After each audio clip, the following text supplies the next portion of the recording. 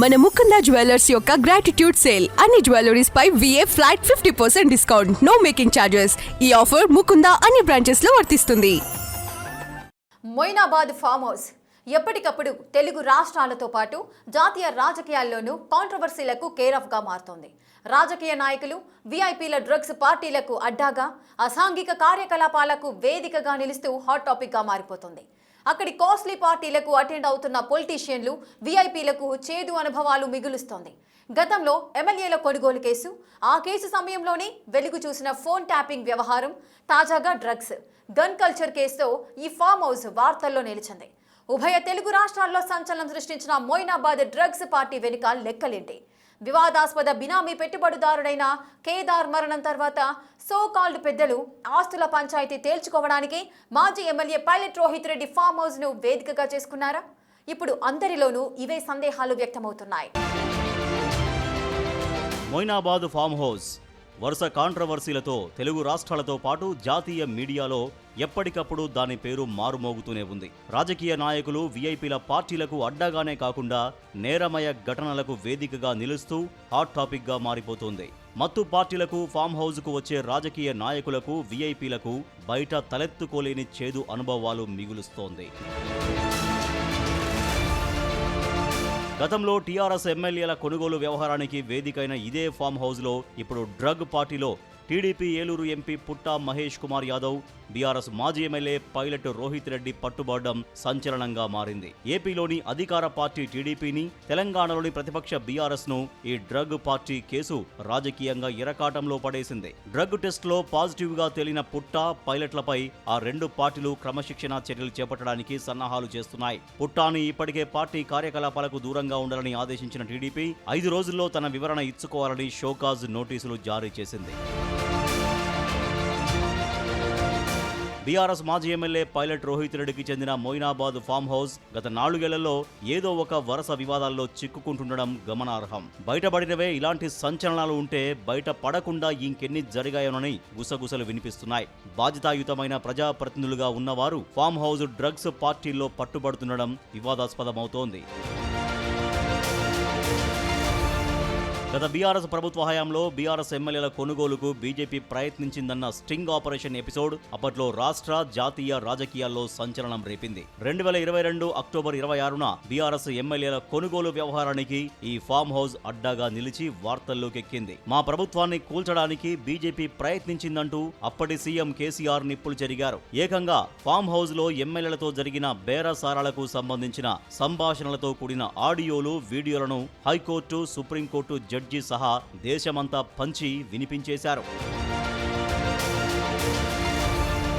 ఆ కేసు ఇప్పటిదాకా తేలకపోగా కొనుగోలు ఎపిసోడ్లోని అప్పటి బీఆర్ఎస్ ఎమ్మెల్యే గువ్వల బాలరాజు అనంతర కాలం బీజేపీలోనే చేరిపోయి ఆ వ్యవహారమంతా బీఆర్ఎస్ నాయకత్వం ఆడించిన డ్రామాగా కుండబద్దలు కొట్టారు. బీజేపీలో చేరితే 100 కోట్లు ఇస్తామని ప్రలోభపెట్టారని అప్పటి బీఆర్ఎస్ ఎమ్మెల్యే రోహిత్ రెడ్డి చేసిన ఫిర్యాదు మేరకు ప్రస్తుతం ఆ కేసు నడుస్తోంది. ఈ ఫామ్ హౌస్ లోనే అప్పటి ఎమ్మెల్యేలు రోహిత్ రెడ్డి, రేగా కాంతారావు, బీరం హర్షవర్ధన్ రెడ్డి, గువ్వల బాలరాజుతో మధ్యవర్తులు రామచంద్ర భారతి, సింహయాజులు, నందకుమార్ అనే 3 వ్యక్తులు చర్చలు జరిపారు అన్న అభియోగాలు ఉన్నాయి.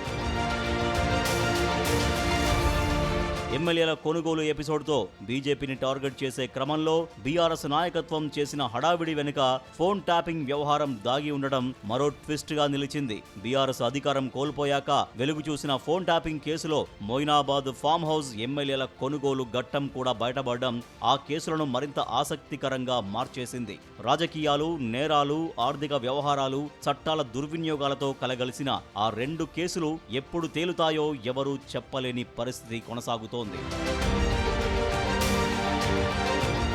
మొయినాబాద్ ఫామ్ హౌస్ ఇప్పుడు డ్రగ్స్ పార్టీతో మరోసారి హాట్ టాపిక్ గా మారింది. రంగారెడ్డి జిల్లా మొయినాబాద్ అజీజ్ నగర్ లోని మాజీ MLA pilot Rohit Reddy farm house లో కొనసాగుతున్న డ్రగ్స్ పార్టీపై ఈగల్ బృందం జరిపిన దాడుల్లో రోహిత్ రెడ్డి, ఆయన సోదరుడు రితేష్ రెడ్డి సహా రాజకీయ, వ్యాపార రంగ ప్రముఖులు మొత్తం 11 మంది పట్టుబడ్డం కలకలం రేపింది. పట్టుబడిన వారిలో రోహిత్ రెడ్డి, రితేష్ రెడ్డి, ఏలూరు టీడీపీ ఎంపీ పుట్టా మహేష్ కుమార్, ఢిల్లీ రియల్ ఎస్టేట్ వ్యాపారి నమీత్ మిశ్రా, ఎం రమేష్, శ్రవణ్ కుమార్, విజయ్ కృష్ణ, కాసిక్ రవి, అర్జున్ రెడ్డి, ప్రియాంక రెడ్డిలు ఉన్నారని పోలీసులు వెల్లడించారు. ప్రియాంక రెడ్డి అనే మహిళ కాసిక్ రవితో కలిసి పార్టీకి వచ్చిందని చెప్పారు.